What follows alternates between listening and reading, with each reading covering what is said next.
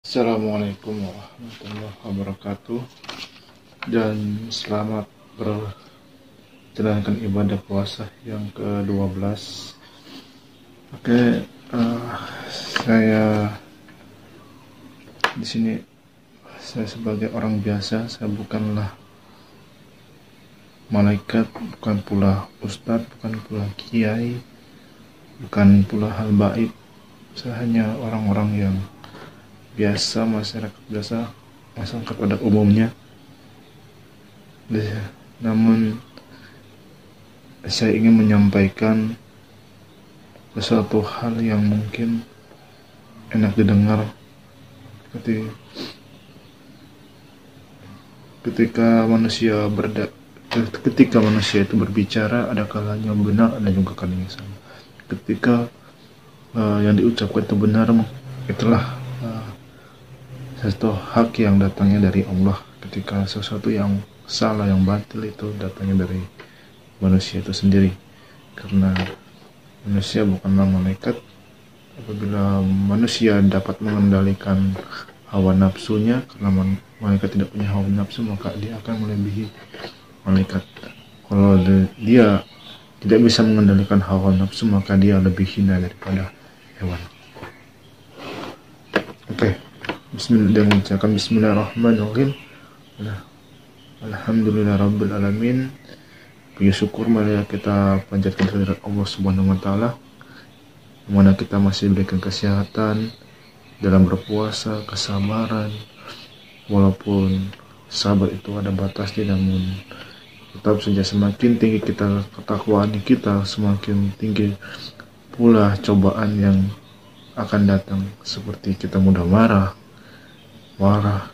kita diuji dengan segala macam cara ya Allah Subhanahu wa taala. Benar kita benar-benar seorang yang beriman, benar-benar seorang yang bertakwa. Bahkan kita diuji dengan penglihatan dan pendengaran dan ucapan dan kesabaran. Banyak hal itu semua harus kita lewati. Itu pun belum seberapa.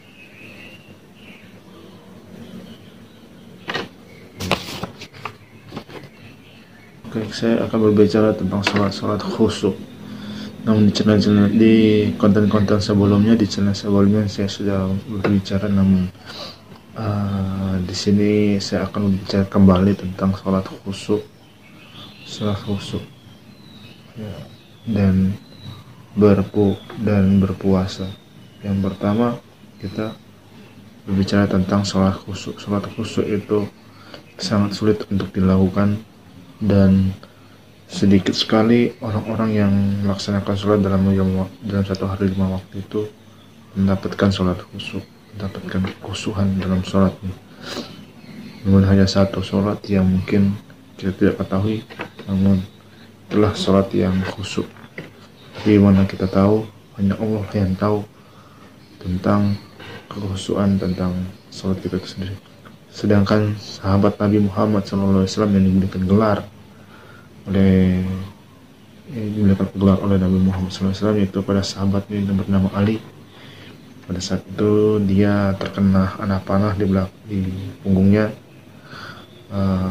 Pada saat itu Nabi Muhammad melihat bahwa dia mencabutnya. Dia menegur sahabat Ali, apakah dia tidak merasakan sama sedikit ketika selama sholat, bahkan sampai sholat pun dia tidak merasakan sakit sedikit pun dari anak panah. Sampai akhirnya anak panah itu pun dicabut di belakangnya.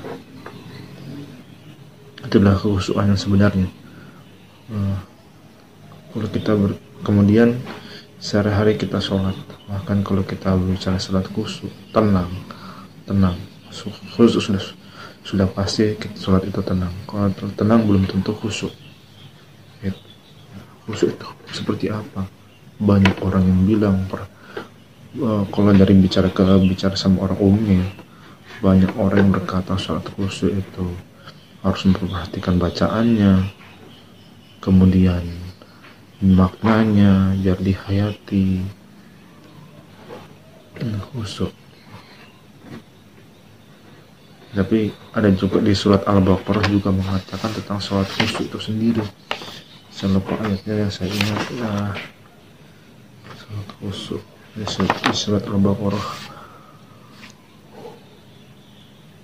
Mohon mengatakan surat Al-Baqarah mengatakan yang artinya saya ingat itu sesungguhnya sholat itu sangatlah berat kecuali orang-orang yang beriman ataupun orang-orang yang khusyuk, dalam sholatnya. Mereka yakin mereka akan bertemu dengan Tuhannya dan akan kembali kepadanya. Itulah yang diceritakan oleh surat Al-Baqarah tentang sholat khusyuk. Nanti saya coba tulis deskripsinya di kolom deskripsi tentang surat Al-Baqarah yang menceritakan tentang sholat khusyuk. Oke. Kemudian tentang berpuasa. Kalau kita berbicara tentang berpuasa itu ya itu tadi, tidak hanya juga menahan haus dan lapar, tapi juga bagi orang-orang yang beriman, mukmin wal muslimat ya, orang-orang yang benar-benar bertakwa. Itu mereka tidak mudah marah, tidak mudah tersinggung, tidak mudah sakit hati, tidak mudah cemberut, tidak mudah terprovokator, ya gitulah, tidak mudah goyang dengan cobaan yang datang. Oke, itulah sejatinya hakikatnya dalam berpuasa dan hakikatnya dalam sholat. Maka sholat yang khusyuk yang pertama itu banyak orang yang berpendapat, namun manusia bisa saja salah.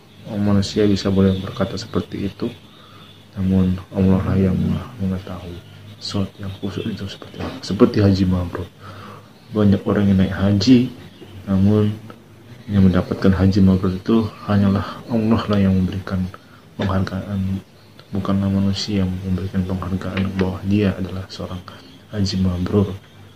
Oke, barakallah wa barakawalika wa bainakum bi khair. Semoga ceramah ini menambah walaupun sedikit pengetahuan. Apabila ada kesalahan itu datang dari diri saya pribadi, saya mohon maaf. Assalamualaikum warahmatullahi wabarakatuh.